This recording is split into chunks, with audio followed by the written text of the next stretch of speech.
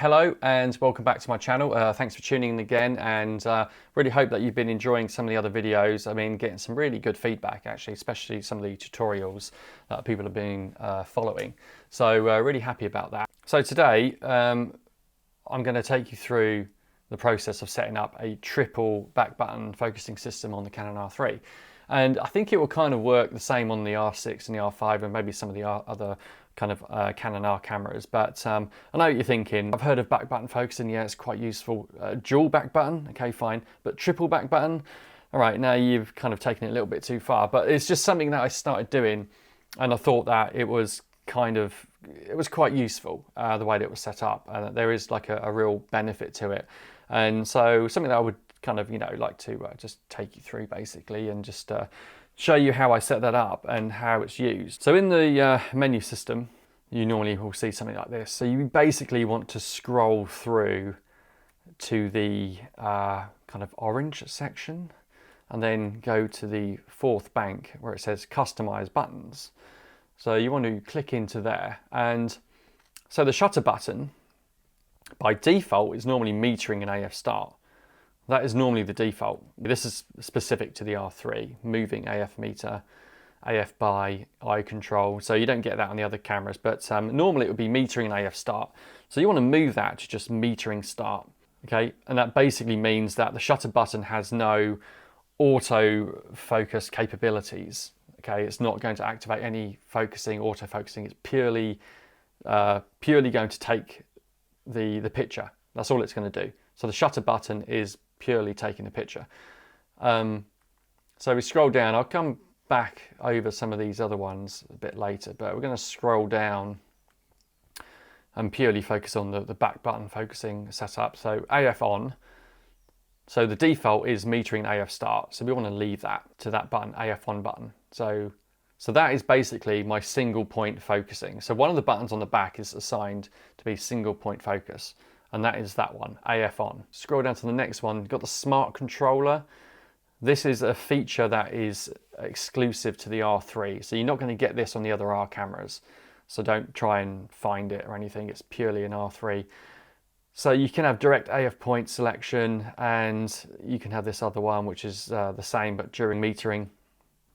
I just have it turned off. It's not very accurate, and it's just very difficult to use. It's one of these things that Canon's introduced. I think they did something with the R camera years ago where it had this kind of smart kind of touch bar thing, and it was just like, it just doesn't really work very well, and it's like, so I just turn it off. But the next one down is kind of interesting. It's the AE lock button.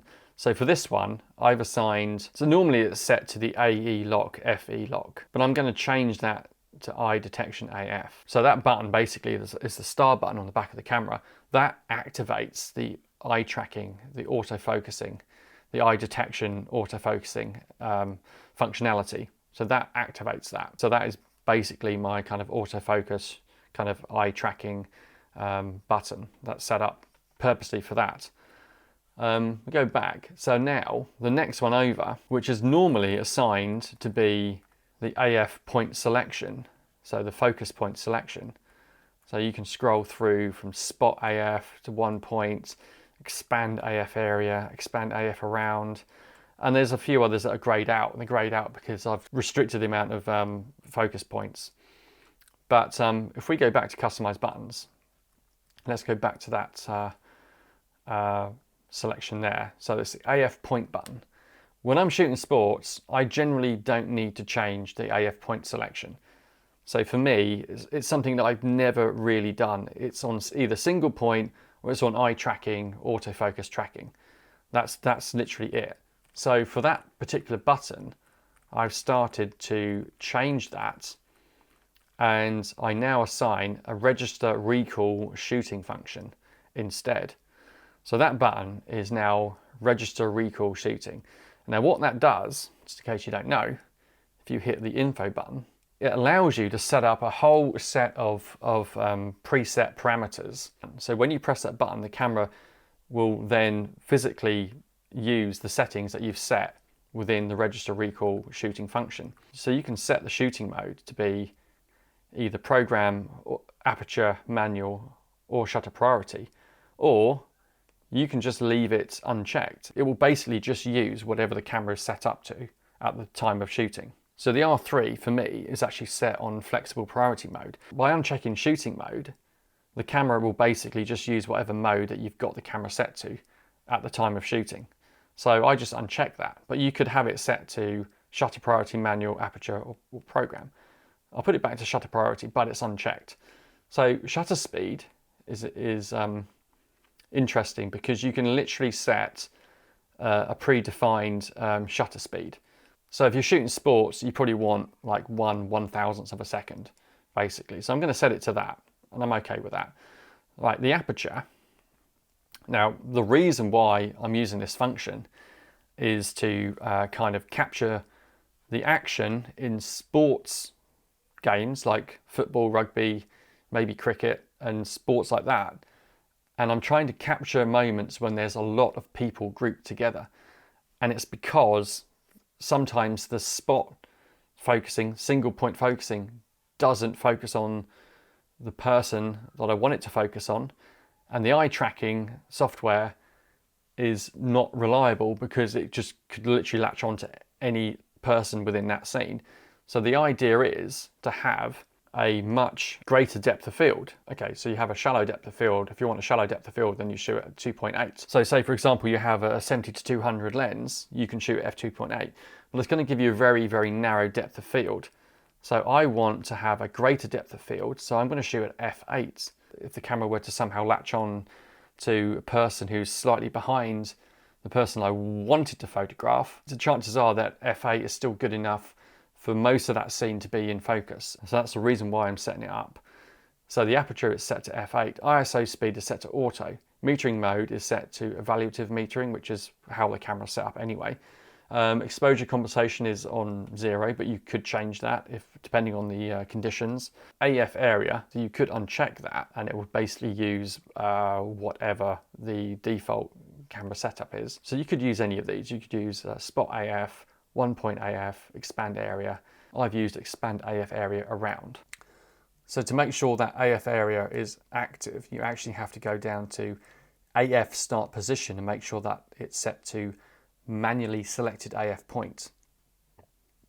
That allows that AF area to be active. If you were to go down here and you were to select the registered AF point, then it kind of grays that AF area out and makes it unusable. So you have to have AF start position to manually selected AF point. In turn, that allows the AF area to be active. Subject tracking is off. Subject to detect is set to people, but it's unchecked. So basically it will just use whatever the camera is set to. Spot detection is set to off. Eye detection is on, but again, it's unchecked. So you don't need to worry about any of these. AF operation is use AF. So that's been checked just to make sure that the AF operation is on. And that's basically it. So we go menu, that goes back. We want to hit this set button to OK that. So that's basically how I set up the sort of triple back button focusing with the 3 buttons on the back of the camera. Like I said, the usual button that's used for AF point button, I don't really use it when it comes to sport. Let's go back and see what that does. AF point selection button. I don't really need to change from 1-point AF or kind of single point. Never really had to do that. I'm either shooting at single point or I'm shooting eye tracking or autofocus tracking. That's pretty much it. So I don't really need to use that button. So that's the reason why I've kind of changed it to that kind of recall all, which I think is way more useful. You can actually be extremely creative with the register recall shooting function. You can literally set it to anything that you want. Let's go into info. Say, for example, you wanted to use that as a function to do that kind of nice kind of motion blur, that kind of sort of panning effect, where you're keeping, you know, the subject's face in focus and everything around it's kind of blurred out. To do that, you would set the shutter speed down to like 1/50th or maybe slower 1/40th of a second. And you would have an aperture probably of about maybe f11. You'd have ISO and auto. Wouldn't really bother with metering, exposure compensation, white balance. That's another thing I would change. The white balance is actually set to auto white priority instead of just auto ambience priority. So that's worth noting. The AF area, you'd probably want it to be on 1 point AF. And the subject tracking, you'd probably want off, because if you're panning, then there's no need to track the subject. You're already tracking the subject by panning. Subject to detect would be set to people. Spot detection would be probably off, maybe. Eye detection would be on, but it's on already on the camera, so you don't need to check it. Remember that you can check and uncheck everything. Tracking sensitivity, you could change to be more locked on. Acceleration, de-acceleration, again, you could alter that. Let's check that, tracking sensitivity. AF start position is manually selected AF point or registered AF point. Let's leave it on that for now. Let's check that. AF operation would be use AF. And so that's how you would set it if you wanted to do like a motion pan blur. So that's a really useful feature to have, so that you could set that button for that as well if you wanted to. So that's literally 3 buttons on the back of the camera that all do different functions. It's all helping you focus on your subject. So single point focus, really important, because it kind of overrides that kind of eye tracking. If the eye tracking isn't really working and it's not doing what it's supposed to do, or it's just very, very crowded scene and you just want to be very precise with your focusing, then you use single point focus. You've got the eye tracking. If you know a player is moving around, kind of locks onto their face or their eye and tracks the subject, works unbelievably well. And then you've got this third button right at the end that's normally used for the AF point selection. I never really change. For me, during sports, I never really change it, so I don't really need that button. So I can assign that button to do so many other things depending on what I'm shooting. I either use it for like a situation where it's a crowded scene, like for a football game, say for example a corner is coming in a football, like a soccer game, and there's lots of people in the box and it's very difficult to focus on a particular person. You have a setup that gives you a much deeper depth of field, so more of your scene is going to be in focus. So many times where I've been shooting at sort of f2.8, very shallow depth of field, and I've kind of missed focus on certain players. And so by doing this, it kind of overrides all your settings on your camera and gives you a much greater depth of field. So you've got a better chance of having more of your scene in focus. And that's the reason why I do it. The other way to use it, and there's lots of ways to use it, the other way would be to assign settings that allows you to do that kind of nice motion panning blur. Now I'm just going to show you some of the other settings on the camera. So I generally shoot in RAW and JPEG, but I just use the C RAW instead of RAW function. And it's basically just going to use less memory space. ISO speed, so you can set the ISO speed to auto, which is normally what I use, but you can also set the ISO speed range. The auto range goes from 100 and it actually goes all the way up to, wow, 102,400. I mean, for me, that's way too high. I would probably cap it at 25,600. For me, that's more than enough. Beyond that, it starts to get a little bit unusable for me. Some other interesting things worth changing. So your white balance is normally set to ambient priority, auto white balance. Set that to white priority, but you will find occasions where you will have to basically set your white balance manually. As a default, I normally set it to auto white balance, white priority. On occasions when it's very, very difficult lighting setup, I would basically use the custom color temperature and I would set my own white balance. But for now, it's on the default. Color space is set to sRGB. Picture style has been altered. So if you go into info here, so the strength has just been bumped up a little bit. Normally it's on 4, I just bumped it up to 5. Fineness is normally on 2, I think. I just moved it up to 3. Threshold is on the default. Contrast is normally set to 0. So I've moved this all the way down to like -3. I find that gives me much better results, especially in very dark areas. It's kind of brings out a lot more detail. The clarity, I just moved that up to 1 + 1. Now this is obviously interesting. So for sports, you obviously want to make use of the kind of high-speed continuous frame rates on the R3. So you've got 30 frames per second in the electronic mode, and you've got 12 frames per second in the mechanical. So you really want to be high-speed continuous. silent shutter function is off. Shutter mode, normally use electronic first curtain. I very rarely use mechanical, either be electronic first curtain or electronic. So normally as a default, set it to electronic first curtain. But if you really want to make use of that 30 frames per second, then flip it over to electronic. You're then using the full capabilities of the camera, absolutely no problem at all. Touch shutter is disabled. On the actual screen of the camera, LCD screen, if you tap that, it takes a photograph. I've disabled that because I don't want to accidentally take photographs that I don't want. A really important one is also release shutter without card. Make sure that's turned off. That's so important. If you forget to put a card in, the camera will literally continue to take photograph if that's set to on. It's really something that is introduced for like cameras that are in like a show model in a store. Like people want to take pictures, they want to see how the camera works without a card actually being in the camera. So that's the reason why it's there. So you really want to disable that. You don't want the camera shooting without a card. You've been shooting all day and not realise that you've actually taken any pictures. So make sure that is off, really important. The AF operation will be set to servo. And like I said earlier, the AF area is actually set to 1.AF. Subject tracking is actually turned off. Subject to detect is set to people. Eye detection is enabled, and so that enables the star button on the back to be active. Switching track subject, I've just set that to like the default, which is 1. I normally use case 2 in Servo AF, which is continue to track subjects, ignoring possible obstacles. But what I generally tend to do is, on the tracking sensitivity, if you hit the rate button, you can then change the tracking sensitivity.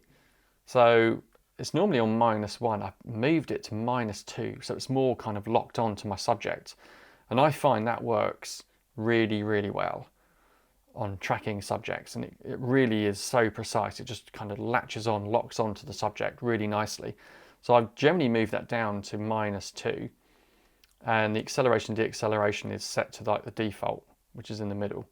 But you can experiment with this. I mean, there's so many options here to choose. So really does depend on what you're shooting and the environment that you're in. So basically you can move it to case 3, case 4, you put it on auto. I think some people just shoot auto. For me, case 2 generally works. Case 1, maybe for something, I mean, it kind of gives you a hint on the screen of like what that might be suitable for. And I think it's like running and ice skating. Case 2 is more suitable for like tennis or racket sports. Case 3, instantly focusing on subjects, suddenly entering AF points. Looks like it's got an icon for cyclists there. And case 4 for subjects that accelerate or de-accelerate quickly. And it looks like there's like a football player and maybe a gymnast or something like that. But I still think case 2 works really well for most things for me. Fast forwarding here through the menu and we get to eye control. Now the R3 came out, and one of the features was this kind of eye control autofocusing, and I've got to be honest, I never really bothered using it. I used it a few times and I was just like, no, it just doesn't really work. You know, you're out in the field, you need a really reliable focusing system, and this just isn't reliable at all. It's just a bit of a gimmick, I've got to be honest, so I just turn it off. I'm not saying that you have to do that, but I just turn it off. Now the other important thing that I change is the exposure level increments from half stops to a third of a stop, and also the ISO speed setting increments from 1 stop to a third of a stop. I think it just gives you much better control over the exposure, and also set shutter speed range. So you've got 2 different setups here for mechanical shutter and electronic first curtain. So basically you can configure the camera to have a lowest speed, so the camera will not physically shoot anything lower than 250th of a second, but you can change it, say 500, 1,000th of a second, 2,000ths of a second, so on and so on. So at the moment, I think I would normally set it to 500th of a second, so the camera will not physically shoot any slower than that. And it's just like a bit of a safety shift sort of thing, basically. And same with electronic, you can just change it to whatever you want.